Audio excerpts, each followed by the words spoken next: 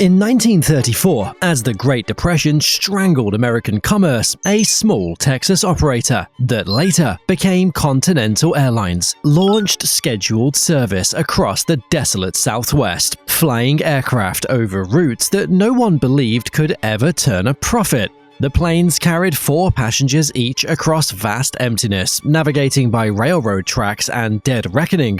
Pilots called it flying the blind canyon because there were no diversion airports, no radio beacons, no margin whatsoever. One engine failure over that terrain meant a forced landing in scrubland with no rescue for hours. It was desperation dressed as ambition. Texas was the frontier nobody wanted.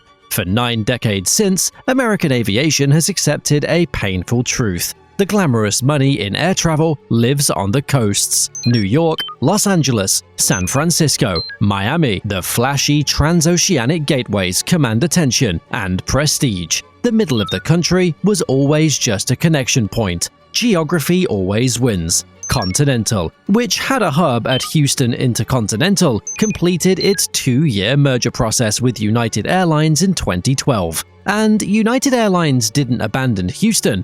Later, in 2026, United Airlines will finish a $2.5 billion project to overhaul Terminal B at Houston's George Bush Intercontinental Airport, modernizing and adding new gates to a hub that's not on a coast. Houston isn't a coastal prize, it isn't a trans-Pacific powerhouse like San Francisco, it isn't a transatlantic showcase like Newark, it generates no headlines and commands no glamour. Yet, Houston quietly outperforms its flashier rivals, and every competitor in the Americas is now watching what United is building there. So, how can an unglamorous Texas hub become the financial bedrock of a global airline? To understand why United is betting billions on Houston, we need to understand why the middle of America was considered a strategic dead zone for so long. The economics of aviation always favored the coasts. The most lucrative international routes connected major financial centers across oceans: London, Tokyo, Frankfurt, Hong Kong. These were the markets where premium business travelers paid the highest fares.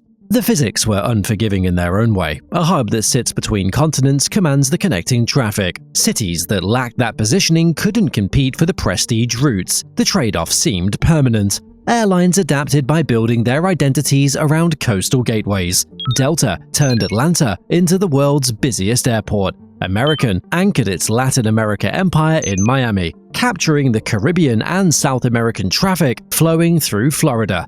These carriers turned coastal geography into a huge advantage. Miami, in particular, became synonymous with Latin America. American built decades of brand recognition there, serving the vast Latin America diaspora and corporate flows through a single, dominant gateway. For United, this created a structural problem. American owned the obvious story. Miami was the flashy, recognized name for everything south of the border. United's position in Houston seemed like a consolation prize, a regional Texas airport overshadowed by glamorous competitors. Houston handled steady traffic, but commanded little respect. It was a fortress in a state most coastal observers ignored. The market seemed to belong permanently to the carriers, who controlled the recognized gateways. The assumption was simple: to win Latin America, you needed Miami. To win prestige, you needed the coasts. Houston was just middle America. Then, over the past 2 decades, something shifted that the coastal carriers underestimated. Houston wasn't just any city in the middle of the country, it was the global capital of the energy industry, and the energy industry generated a very specific, very valuable kind of traffic that flowed in patterns nobody else could easily capture. Deep water drilling engineers, corporate executives in oil and gas. These professionals work in remote locations across Africa, the Middle East, and offshore South America. These passengers demonstrated something the industry had long undervalued. They didn't choose the cheapest fare. They flew constantly on company accounts to destinations that weren't tourist hotspots. For these individuals, United's exclusive, invitation-only global services status became an unavoidable byproduct of their transient lifestyle. The premium Polaris lounges, specialized service, and expedited boarding at Houston weren't luxury peaks. They were a necessary buffer against the immense toll of continuous ultra-long-haul travel across multiple time zones. But the thing is, energy traffic alone wasn't enough to build a global hub. It proved that Houston had a unique, high-value base of demand. It demonstrated that southern geography near the energy corridor created revenue no coastal hub could replicate. Houston still needed something more. It needed to convert that specialized base into a comprehensive network advantage. And that required leveraging the one thing Houston had that Miami didn't fully exploit: pure geographical position. Then, United recognized what its southern latitude actually meant.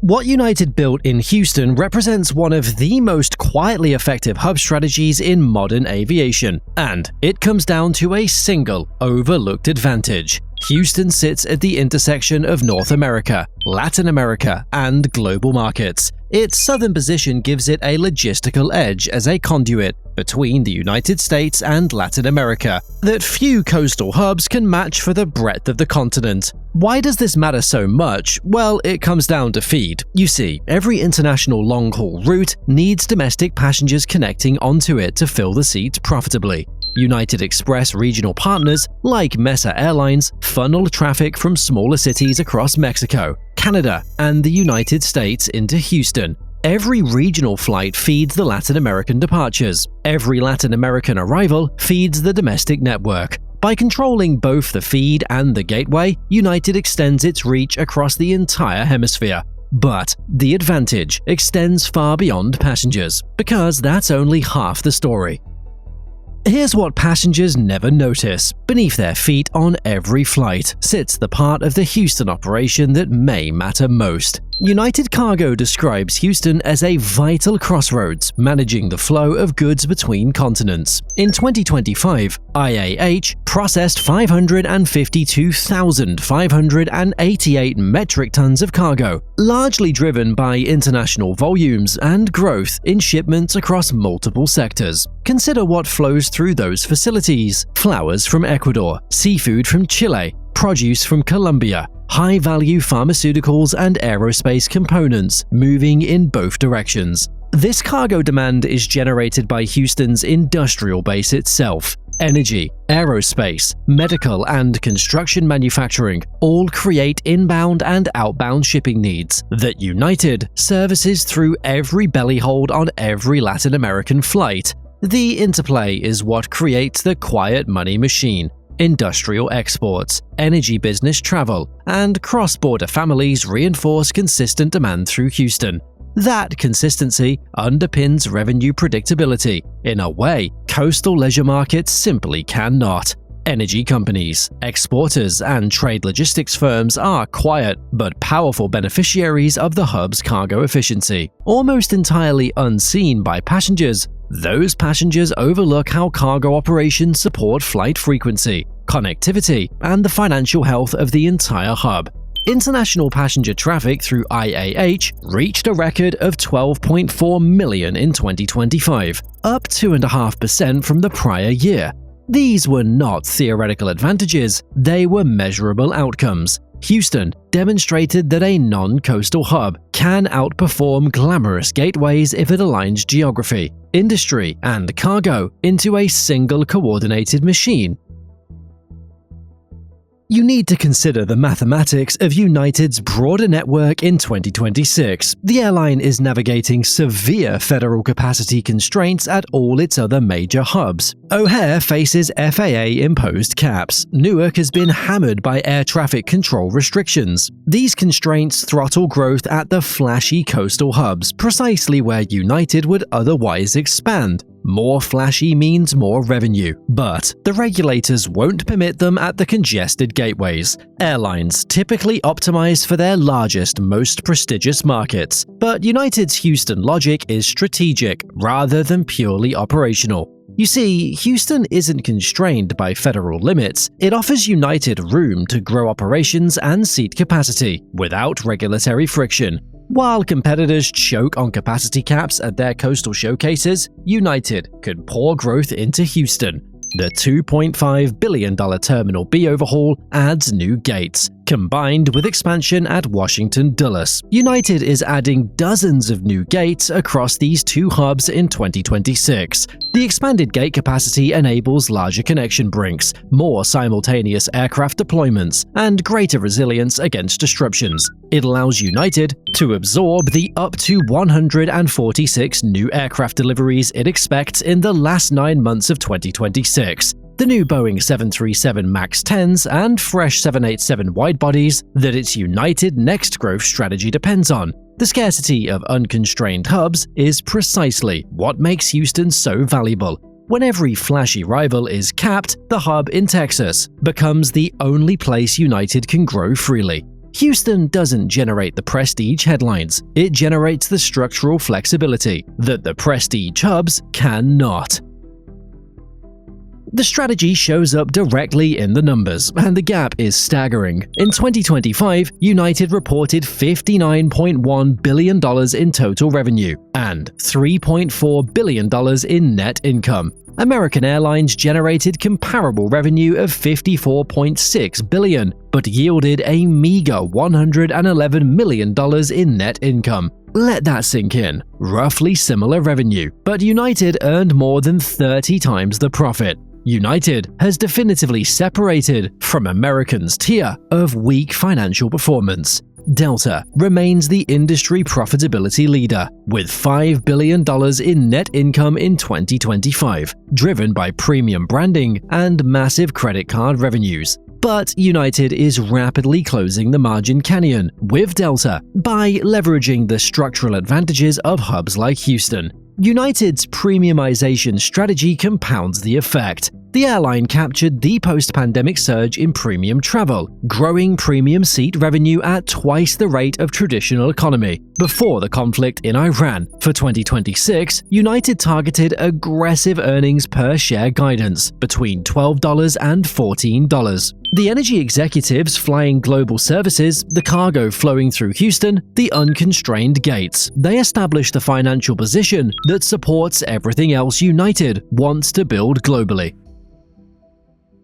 Most competitors cannot replicate Houston immediately. Geographic position presents the first barrier. American built its Latin America empire in Miami, but Miami serves the Caribbean and the eastern flows beautifully. It cannot match Houston's reach across Mexico and the Western Energy Corridor with equal efficiency. The energy industry base presents another barrier. That specialized rotational traffic developed over decades, tied to the physical reality that Houston is the global capital of oil and gas. No coastal carrier can manufacture that demand by adding flights. Infrastructure presents another barrier still. United holds more than 50% of the Houston area's enplaned passenger market, a fortress hub position that took years to build. A competitor attempting to break in would face an entrenched incumbent controlling the gates, the slots, and the corporate contracts. The regulatory advantage cannot be copied at all. A competitor simply cannot relocate its growth to escape FAA caps.